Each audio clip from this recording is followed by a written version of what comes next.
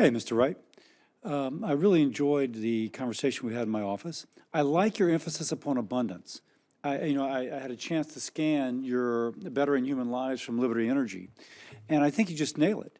You're speaking about abundance, both in terms of our natural resources, but the abundance it means in terms of an increasing per capita GDP.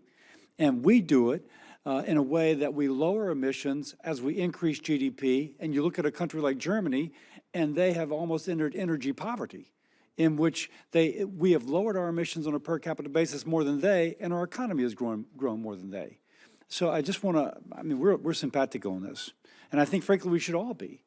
Now, I'm also very interested because one thing that I mentioned in our conversation, I've been very concerned about an offshoring of carbon emissions to countries like China. But as we offshore the job.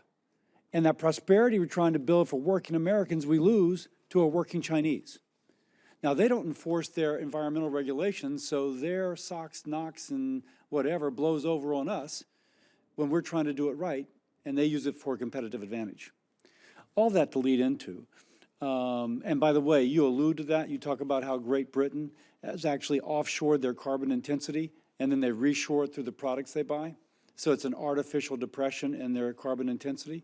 I think you bring a sophistication to this argument, this discussion, which is just we just need. Now, one thing I've been supporting is something called a foreign pollution fee, in which we look at the emissions profile of a U.S., you name it, concrete, and then you compare it to aluminum, let's say aluminum, and we compare it to a competitor like China, which does not enforce emissions. And we put a fee roughly equal to their avoided cost of not complying with internationally acceptable emission profile. Any thoughts on that? Because it seems very consistent with the problems you point out in the Bettering Human Lives from Liberty Energy. Thank you for that question, Senator, and thank you for the great dialogue we had about all these issues, about energy, about bettering lives, about trade practices, about prosperity for Americans. I think yourself and I and President-elect Trump are very aligned on all of those. And I think you have a creative idea about how do we address some of these asymmetries that have developed. If you look at the data of economic growth in the United States versus manufacturing growth in the United States in economic output, they roughly track for a century. And right after the year 2000, when China is admitted to the World Trade Organization, they diverged dramatically. With ours going down for the manufacturing and China's manufacturing going up, but also their emission profile exploding at the same time. 100%. And as you said, look, the United Kingdom and Germany and other of our European allies led with us, and they've gone even further on, I think, this destructive habit of just moving their energy-intensive manufacturing out of their country and then counting. So I'm taking that as a yes, you'll support my foreign pollution fee. But anyway, let me ask you, because one critical role of DOE is to help calculate the embedded emissions.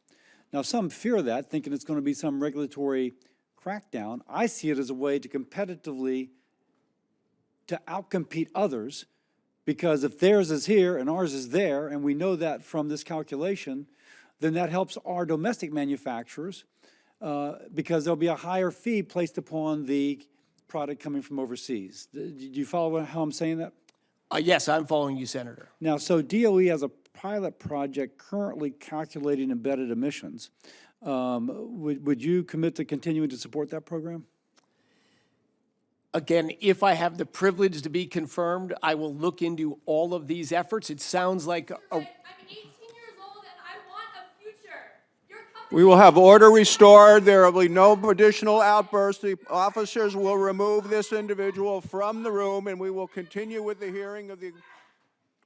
We ask that the testimony be delayed until the room is cleared. Please proceed, Mr. Wright. May I suggest that the people who are protesting look at your monograph on building human lives, because it shows that U.S. emissions have come down in absolute amounts, per capita amounts, every way you want to measure it, since 2000, since 1990. We are doing the job, led in part by, the things that you and I have talked about in our meeting. So going back to You also will be negotiating international energy partnerships through the Office of International Affairs. And you spoke about global leadership as well. It wasn't in your written remarks, but it was in your spoken testimony. You want to elaborate on that, please?